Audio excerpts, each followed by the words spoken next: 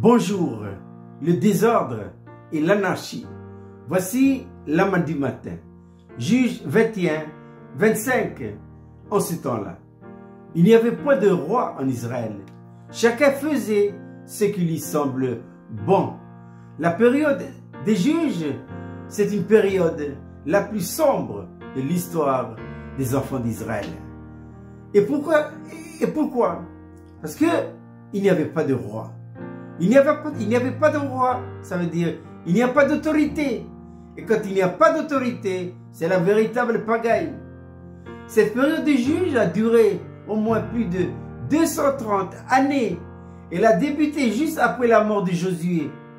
Tant que les anciens qui ont vécu avec Josué sont encore là, ils peuvent relever la situation.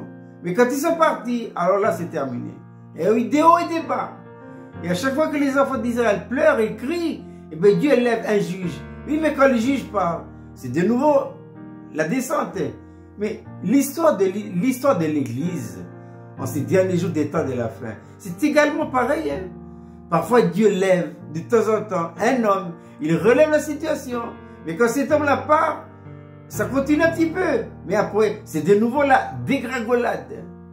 Au temps des enfants d'Israël, chacun faisait ce qui lui semble bon. Quand il n'y a pas d'autorité dans un pays, c'est l'anarchie. Quand il n'y a pas d'autorité dans une association, c'est l'anarchie. Quand il n'y a pas d'autorité dans un foyer, ou bien quand dans un foyer, l'autorité est inversée, c'est la femme qui prend l'autorité, c'est l'anarchie. L'homme est appelé à être l'autorité. Il suffit de revenir dans le jardin d'Éden. Comment Dieu a créé nos deux premiers parents, esprit, âme et corps. Donc, c'est bien aligné. Et l'autorité est là, c'est l'esprit. Mais quand le péché rentre dedans, le désordre est venu, c'est l'anarchie et il n'y a plus d'autorité. C'est pourquoi Jésus, dans l'incarnation, en venant accomplir notre rédemption, il a été le modèle. Il a été le modèle, le type d'homme que Dieu voudrait que nous soyons. Il suffit de bien le regarder et quand nous le voyons par révélation, eh bien, le Seigneur par le Saint-Esprit nous montre quoi? Les lois que gouvernaient la vie du Fils de Dieu pour avoir une vie chrétienne normale. Et une fois que ces lois-là commencent à nous gouverner, que fait le Saint-Esprit? L'ordre intérieur. La première chose que le Saint-Esprit fait en nous, avant de commencer le grand travail de reconstitution, il met l'ordre intérieur. Et c'est ainsi que la discipline se met en place. L'ordre, la discipline, c'est divin. Mais le désordre, c'est satanique et diabolique. Et je dois dire même étant né de nouveau, réellement né de nouveau, intérieurement, si ce n'est pas reconstitué, si nous n'avons pas expérimenté Hébreux 4:12, regardez dans votre Bible, eh bien, la pagaille est toujours là. Regardez l'histoire de l'église de Corinthe.